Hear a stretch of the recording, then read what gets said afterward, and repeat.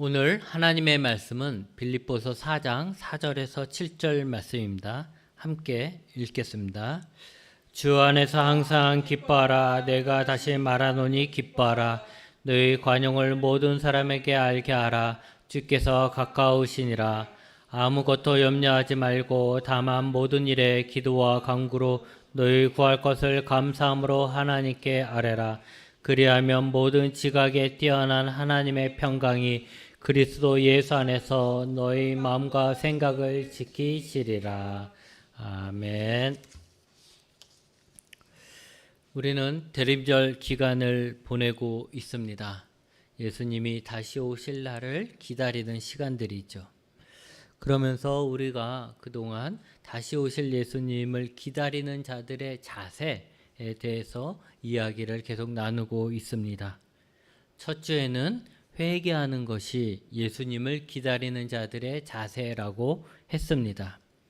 예수님이 늦게 오실 것이라고 생각하거나 오시지 않을 것이라고 생각하여 자기 마음대로 살았던 것, 예수님의 말씀을 따르지 않고 마치 예수님을 믿지 않는 자들처럼 살았던 것에 대해서 회개해야 한다라고 했습니다.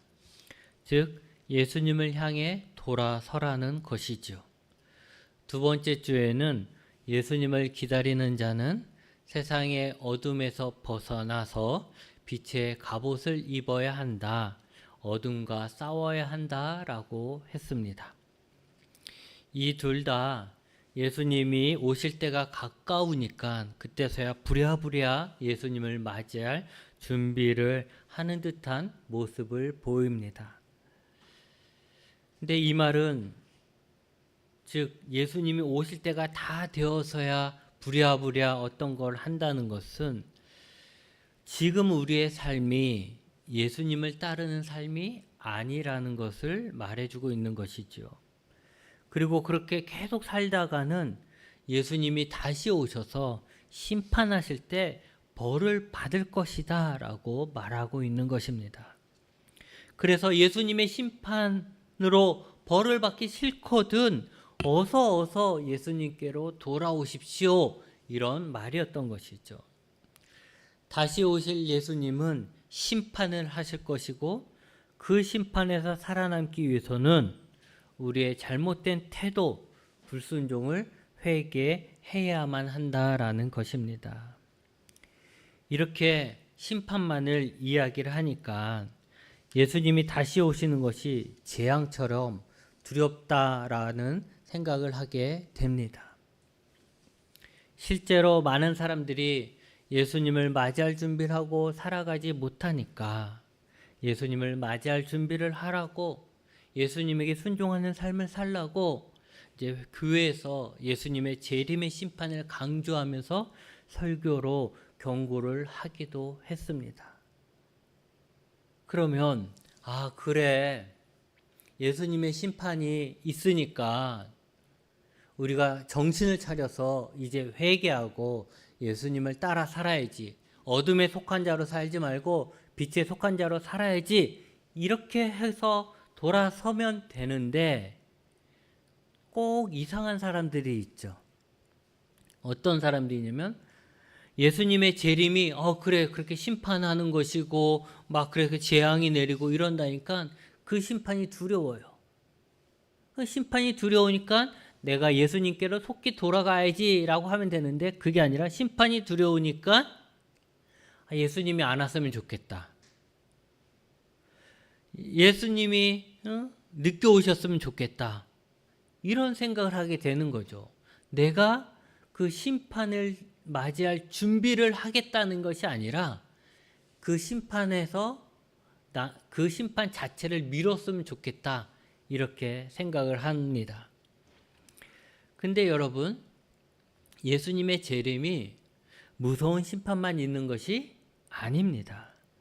오히려 예수님은 심판하러 이 땅에 오시는 것이 아니라 회복하러 오시는 것이고 그 심판은 회복하기 위한 심판이라는 거죠. 여러분들이 뭔가를 만들었는데 그곳에 더러운 것들이 막 껴있다고 생각해 보세요. 그걸 다시 회복시키려면 제일 먼저 뭐 하겠습니까? 그 더러운 것 먼저 제거하겠죠. 그리고 깨끗하게 만들겠죠. 마찬가지라는 거죠. 깨끗하게 만드는 게 목적이지 막 벌 주는 재미에 오시는 게 아니라는 거죠. 예수님의 재림은 그 안에 심판은 어쩔 수 없이 있을 수밖에 없어요. 왜냐하면 회복을 해야 하니까 악은 처단을 하고 악은 걸러내고 빼내야 되잖아요. 그러니까 심판을 할 수밖에 없는 거죠. 그런데 그 심판 자체가 목적이 아니라 주 목적은 회복이라는 것이에요. 하나님을 대적하는 세상, 이 악을 심판하여 온전한 하나님의 나라를 회복하기 위해서 예수님이 오신다라는 것입니다. 그러기에 지금 이 세상에 살면서도 하나님의 나라를 소망하고 사는 사람들, 지금 이 나라 속에서도, 이 세상 속에서도 예수님 편에 서 있는 사람들, 그리고 예수님을 기다리는 교회는 예수님의 재림이 슬픈 일이 아니라, 두려운 일이 아니라 기쁜 날이 되는 것입니다. 오늘 말씀해 보면 사도 바울은 빌립보 교회에 대해서 뭐라고 하냐면 기뻐하라고 합니다. 그리고 너희 관용을 모든 사람에게 알게 하라고 합니다. 그러면서 하는 말이 뭐냐면 주께서 가까우시다라는 거예요.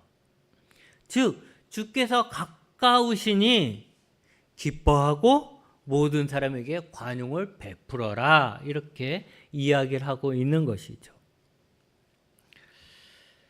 주께서 가까운 것이 우리에게 기쁨이 된다라는 것은 예를 들면 이런 거예요. 우리나라는 일제강점기가 있었잖아요. 일제강점기에 살았을 때 얼마나 이 나라의 그 민족들이, 그 백성들이 얼마나 힘들었겠습니까? 그랬을 때 이제 그 강점기에 살면서 어떤 사람들은 친일파가 되었어요.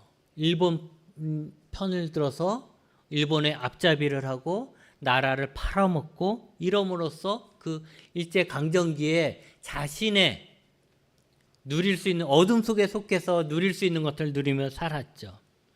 그런데 그런 그들에게 일제강점기에 광복이라는 것은, 광복이 온다는 것은 이 친일파애들에게는 뭐가 되겠어요? 심판의 날이 되는 거예요. 그렇게 됐어야 하는 거죠, 사실은.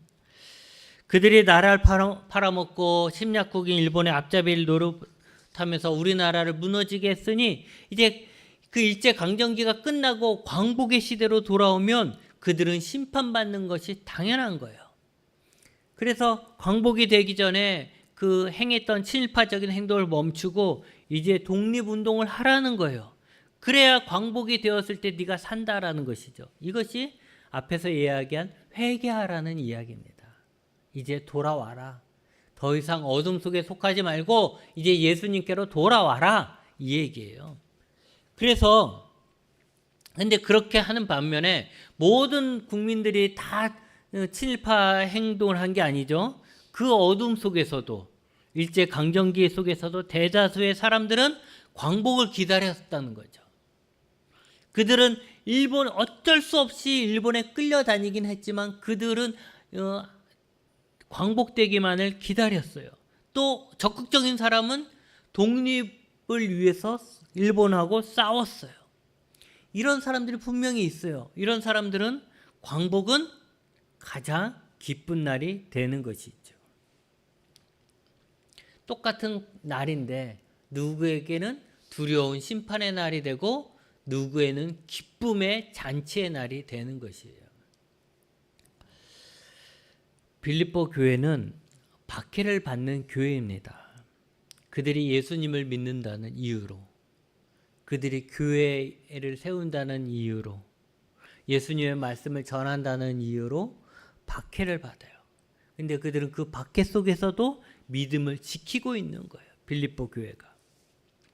여러분, 이게 말이 쉬워서 그렇지 박해를 받으면서 자신의 믿음을 지킨다는 것이 얼마나 힘들겠습니까?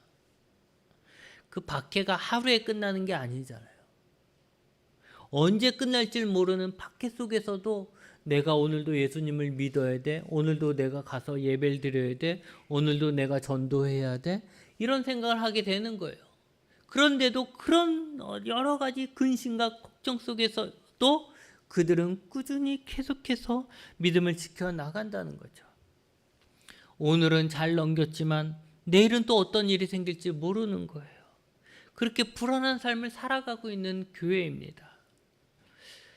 바울만 해도 마찬가지죠. 지금 빌립보서를 쓰는 이 장소가 어디냐면 감옥이에요. 바울이 왜 감옥에 갇혔습니까?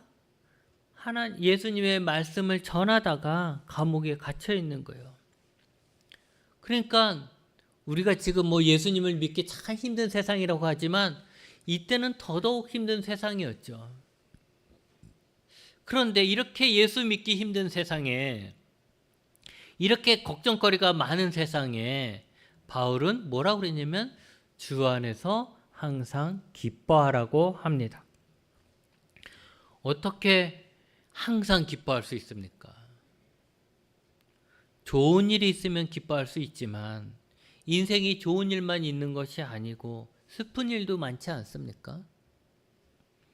인생은 희망이 가득 찰 때도 있지만 절망에 주저앉을 때도 있습니다.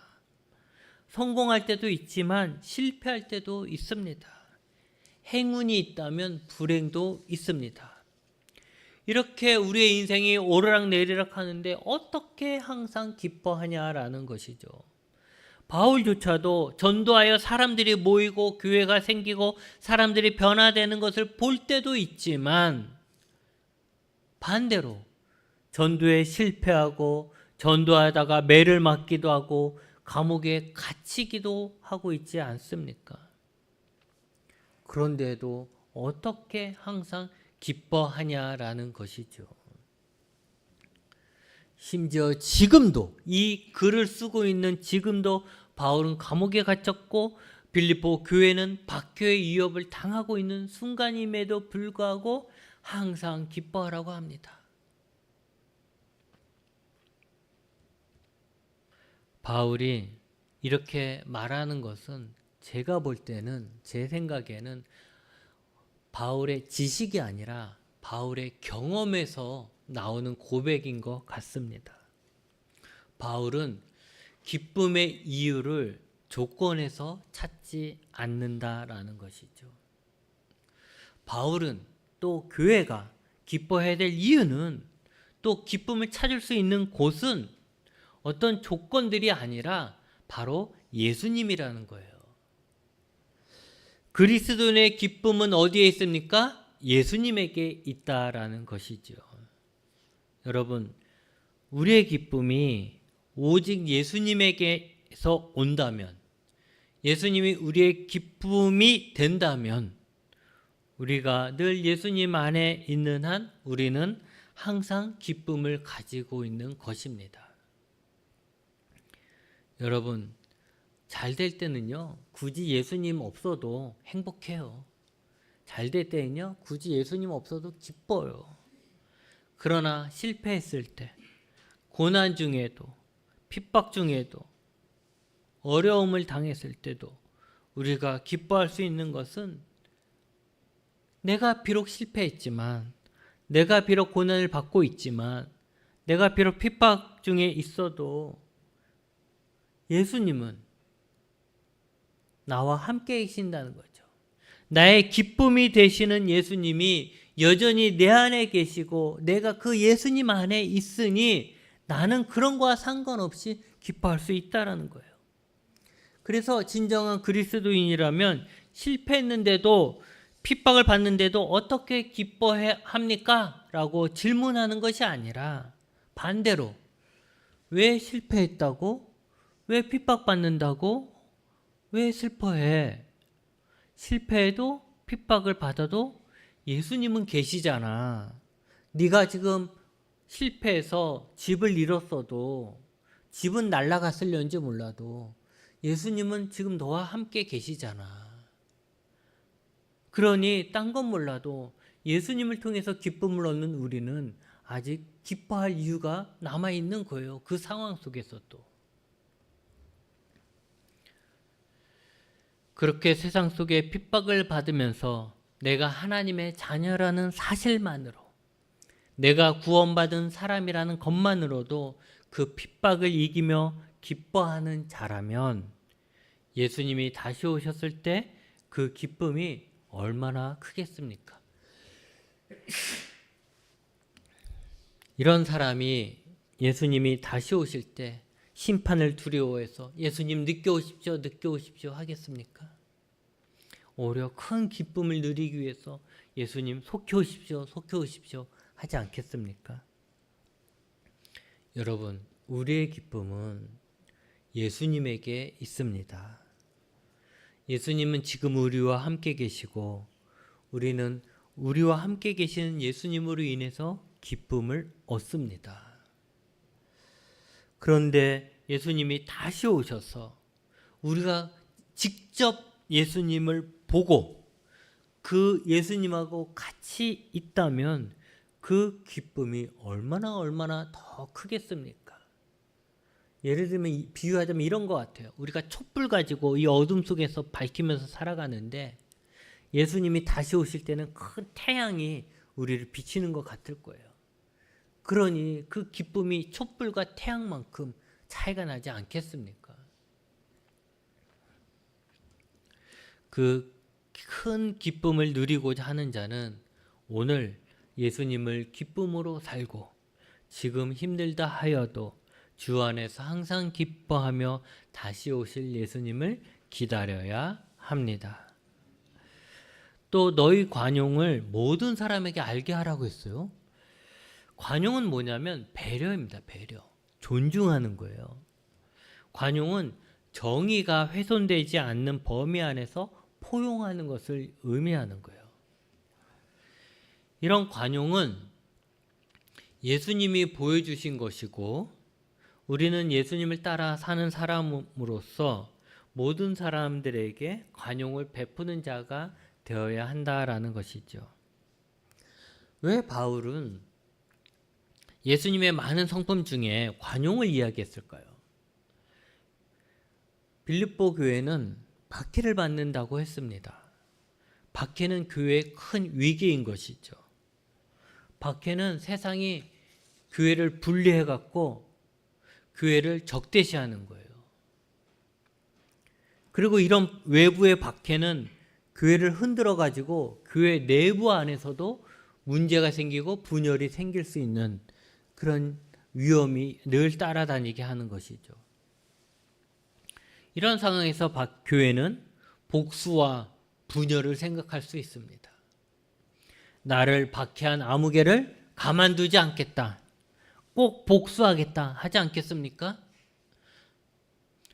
내가 우리 가족이 예수님을 잘 믿었는데 내 이웃에 사는 아무개가 저 사람 예수 믿는다고 고발해가지고 내 아버지가 잡혀갔다 하면 내가 그 고발한 사람에게 어떤 마음 갖겠어요? 원수를 여기겠죠. 복수하겠다 하겠죠. 그러니까 그런 위험이 늘 도사리고 있는 그런 상황이었던 것이죠. 또 바깥에서 막 흔들어대니까 안에서도 지치니까 서로 막 부딪히면서 막 잦은 다툼이 생기겠죠. 그리고 내가 맞고 네가 틀렸다라고 생각하니까 또 서로가 이야기가 안 되니까 분열이 되는 거예요. 근데 이런 상황 속에서 이거를 극복하기 위해서 교회는 흔들리지 말아야 하는데 그러기 위해서 무엇보다도 예수님이 보여주신 관용의 자세, 배려하고 포용하는 자세가 필요했던 것입니다. 우리가 우리 스스로를 생각해 봐도 그렇지 않습니까? 내가 힘들면, 내 몸이 힘들거나 내 마음이 힘들면 다 짜증이 나잖아요. 그리고 그렇게 힘들면 우리는 제일 먼저 나만 생각하게 돼요. 본능적으로 자기를 가장 보호하게 되죠. 그래서 나만 생각하게 되죠. 나도 힘든데 이웃까지 생각할 필요가 없다라고 생각하지 않습니까? 나도 먹고 살기 힘든데 뭐 누굴 도와줘 이런 말 하지 않겠습니까? 그런데 바울은 모든 사람들이 알 수 있도록 관용에 더욱 힘쓰라고 합니다. 왜냐하면 예수님이 가까이 오셨기 때문입니다. 예수님이 가까이 오셨다라는 것은 두 가지 측면에서 볼 수가 있을 것입니다. 하나는 예수님이 내 안에, 나에게, 지금 나에게 가까이 오셨다라는 것이죠. 우리 안에 성령님이 계시죠. 그러니 우리는 우리 안에 계신 성령님으로 통해서 예수님을 닮아가는 거예요. 금묵자학이라고 우리가 예수님을 가까이 하면 가까이 할수록 우리가 예수님을 닮아가게 되는 것은 당연한 거예요.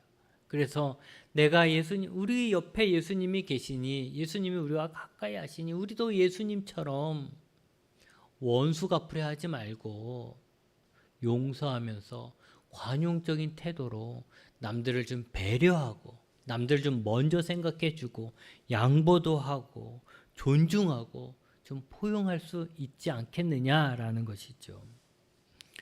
또 하나의 뜻은 말 그대로 예수님이 다시 오실 날이 가까이 왔다라는 거예요. 예수님의 재림이 가까이 왔다는 것은 우리의 승리가 가까이 왔다라는 것이죠. 이때의 관용은 뭡니까? 승리자의 관용입니다. 승리자로서 나를 핍박하는 사람을 용서해주고 나와 의견이 다른 사람을 받아주는 거예요. 내가 승리했으니 나와 그동안 싸웠던 사람들을 내가 승리자로서 너그럽게 용서해주고 포용해주는 거예요. 여러분, 예수님이 가까이 왔습니다. 지금 우리에게 가까이 오신 예수님, 예수님과 내가 가까운 사이면 우리는 예수님으로 인해 항상 기뻐할 수 있고 그 예수님을 닮아 관용하며 살 수 있습니다. 또 예수님의 재림이 가까이 오고 있습니다. 예수님이 다시 오시는 날 우리의 모든 고난도 사라질 것이고 우리는 승리자가 될 것입니다. 그때는 지금보다 더 큰 기쁨이 있을 것입니다. 그러니 오늘도 그날이 가까이 오고 있음을 기뻐하고 모든 사람에게 관용을 베풀며 우리의 믿음을 지켜가야 합니다. 그것이 예수님을 기다리는 사람들의 마음이라는 것이죠. 예수님을 떠난 사람들은 빨리 돌아와야 하는 거고, 지금 또 계속 예수님 안에 있는 사람들의 마음은 가까이 오신 예수님을 바라보고 기뻐하고 관용을 베풀며 산다라는 것이에요. 그런데 거기서 끝나지 않고 말을 더했어요. 그게 6절 7절이에요. 아무것도 염려하지 말고 다만 모든 일에 기도와 간구로 너희 구할 것을 감사함으로 하나님께 아뢰라. 그리하면 모든 지각에 뛰어난 하나님의 평강이 그리스도 예수 안에서 너희 마음과 생각을 지키시리라고 했습니다. 아무것도 염려하지 말라, 이 말은 뭐냐면 걱정하고 있는 것을 중단하라, 이 말이에요. 아무것도 염려하지 말라는 것이 바보가 되라 뭐 이런 말이 아니라 지금 막 걱정하고 있지 않느냐, 근데 그 걱정하는 거 중단해, 이 얘기예요. 미래에 대한 걱정, 아직 일어나지 않은 일에 대해서 걱정하는 거 늘 우리 속에 있지 않습니까? 근데 그것을 중단하라, 이것이에요. 핍박받는 교회는 내일 받을 핍박, 그리고 그 다음에 받을 핍박에 대해서 걱정으로 기쁨이 다 빼앗길 수 있습니다. 오늘은 어떻게 잘 넘어갔는데 내일은 또 무슨 일이 생길지 몰라, 내일 모레는 또 무슨 일이 생길지 몰라, 1년 뒤에 또 무슨 일이 생길지 몰라, 이런 걸 끊임없이 해서 끊어지지 않는 거죠, 이 걱정거리가. 그러니 그 걱정 속에 휘말리면 예수님이 우리의 기쁨이 되는데도 불구하고 기뻐할 수 없는 거예요. 그러니까 그거 중단해, 이렇게 얘기하는, 중단해. 걱정하는 거 중단해. 또 마음과 생각이 이런 걱정으로 가득 차면 그러면 어떡합니까? 내가 지금 내 마음속에, 내 생각에는 온통 이제 이 걱정으로 가득 차는데, 미래에 대한 걱정으로 가득 차 있는데, 그랬더니 뭐라고 합니까? 하나님께 기도하라고 합니다. 하나님께 기도해. 하나님께 기도한다는 것은 하나님께 그런 문제들을 맡기라는 것이죠. 더 나아가서는 단지 기도했다, 이게 끝이 아니고 오히려 그 기도가 감사와 찬양으로 드리라고 했어요. 그러니까 내가 처음에 기도할 때는 내 마음속에, 내 생각 속에 염려로 가득했겠죠. 내일에 대한 걱정으로 가득하죠. 그래서 하나님 앞에 그걸 기도해요. 그렇지만 그 속에서도 내 안에 계속 이제 머리와 생각은 계속 힘든 거죠. 그런데 언제까지 그러면 기도해야 됩니까? 내 마음에 감사가 나올 때까지.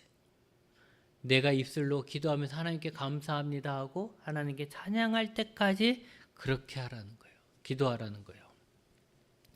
왜냐면 하나님의 평강이 우리의 마음과 생각을 지키시기 때문입니다. 여기서 지킨다는 것은 보호한다는 거잖아요. 그러니까 하나님의 평강이 내일의 염려들, 걱정들로부터 우리의 마음과 생각을 지킨다는 거예요. 우리 마음속에 그런 생각들, 염려들이 들어오지 못하도록 지킨다는 거죠. 우리 생각이 그런 거에 휩싸이지 않도록 우리의 생각을 지키신다는 거죠. 근데 그게 언제 그렇습니까? 우리가 기도할 때. 기도하면서 하나님께 우리의 염려를 하나님께 맡기고 감사와 찬양을 드릴 수 있을 때 그렇게 된다라는 것입니다. 여러분, 우리가 기도할 때 물에 빠진 사람이 지푸라기 잡는 심정으로 기도하면 안 됩니다.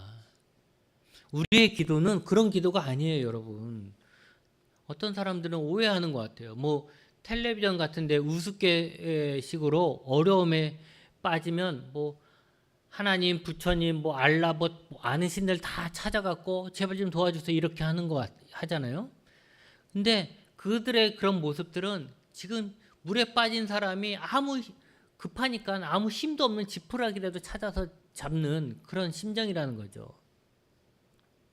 근데 우리 기도는 우리가 하나님 그 앞에 기도할 때 지푸라기 잡는 심정으로 기도하는 거 아닙니다.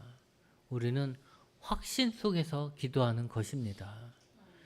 내가 급하니까 되면 좋고 안 되면 어쩔 수 없지 이런 마음으로 기도하는 게 아니에요. 될 것이다 생각하고 기도하는 것이죠. 어쩔 수 없어서 혹시나 하는 마음으로 기도하는 사람들이 있다면 여러분은 그 생각 먼저 버리고 기도해야 합니다. 우리가 기도하는 것은 우리의 기도를 들으시는 하나님께서, 내가 지금 기도하고 있는 이 대상자인 하나님께서 우리의 문제보다, 내가 안고 있는 문제보다 더 크시다는 것을 믿기 때문에 하는 거예요. 내 문제, 나를 짓누르는 문제가 이만하다면 내가 기도하는, 내 기도를 들으신 하나님은 이 문제보다 훨씬 크시다라는 것을 믿기 때문에 기도하는 것이지요. 우리를 괴롭히는 문제가 우리에겐 매우 큰 문제로 보이겠지만 하나님은 그 문제보다 더 크신 분이라는 것을 믿으시기 바랍니다. 이런 믿음을 갖고 기도를 하시고 이런 믿음이 생길 때까지 기도하십시오. 그 믿음의 눈으로 하나님을 보기 때문에 우리는 하나님께 기도하고 맡기고 감사하고 찬양하는 것입니다. 여러분, 그런데 맡기는 것이 제가 보니까 기도의 훈련과 관련이 있어요. 처음에 하나님께 맡기라고 할 때 기도를 많이 하지 않은 사람은 하나님께 맡길 것이 없다라고 생각해요. 기도해 하면 나 기도할 거 없어 이렇게 하죠. 그게 왜냐하면 하나님이 크다라는 것이 다가오지 않기 때문에 그래요. 내가 기도하는 나의 기도를 들으시는 그 하나님이 내 문제보다 크다라는 생각을 못하기 때문에 기도할 게 없는 거예요. 하나님이 요만하면 내가 기도할 수 있는 문제는 요거보다 더 작은 거 아니겠습니까? 뭐 그런 걸 못하러 기도해. 뭐 그런 거 기도할 거 없어. 이렇게 하는 거죠. 하나님이 크신 분이라 생각해야지 나의 큰 문제를 기도하죠. 맡기죠. 그렇게 되는 거예요.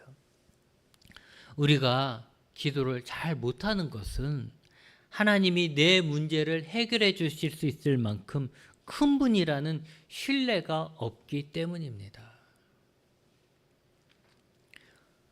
그러다가 우리가 첫 숟갈에 배부를 수는 없잖아요. 그렇다고 해서 그러면 그럼 기도 포기해, 이게 아니죠. 계속해서 기도를 해요. 그럼에도 불구하고 기도를 합니다. 그래서 기도하는 수가 많아지면 많아질수록, 기도하는 연수가 높아지면 높아질수록 하나님이 어떻게 해요? 더 크게 보이는 거죠. 처음에는 요만했던 하나님이 점점 크게 보이는 거예요. 그렇게 하나님이 크게 보이니까 내가 맡길 수 있는 것이 너무 많은 거예요, 하나님께. 그러니 기도하면서 늘 기도 끝나고 의심을 그대로 품고 가는 것이 아니라 기도하면서 이제 마지막은 감사하고 찬양하고 끝낼 수 있는 거예요. 이제 말씀을 정리합니다. 우리는 다시 오실 예수님을 기다리는 사람들입니다. 그런 우리의 참된 기쁨은 오직 예수님입니다. 우리는 예수님으로 인해 기쁨을 얻습니다. 그러기에 우리는 항상 기뻐합니다. 왜냐하면 예수님을 기다리는 우리에게 예수님은 가까이 계시기 때문입니다. 그리고 예수님의 재림이 가까이 와서 예수님을 뵐 날이 가깝기에 우리의 기쁨은 더더욱 커지는 것입니다. 오늘도 예수님으로 인해 기뻐하시는 여러분, 예수님이 다시 오실 때는 여러분의 기쁨이 더 커질 것을 믿으시기 바랍니다. 또한 우리는 배려하고 존중하고 포용할 수 있는 자가 되어서 악을 선으로 이겨야 합니다. 왜냐하면 예수님도 그렇게 하셨습니다. 예수님이 다시 오시면 우리는 완전한 승리를 하게 됩니다. 그러기에 우리는 힘들어도 승리자의 모습을 보여줘야 합니다. 끝으로 다시 오실 예수님을 기다리는 우리에게 많은 어려움이 있는 것은 사실입니다. 그러나 그 어려움보다 하나님이 더 크신다는 것을 믿고 걱정하는 것들을 멈춰야 합니다. 걱정이 된다면 우리는 그 문제를 하나님께 기도해야 합니다. 그리고 그 기도는 감사와 찬양이 나올 때까지, 즉 온전히 하나님께 맡길 때까지 해야 하는 것입니다.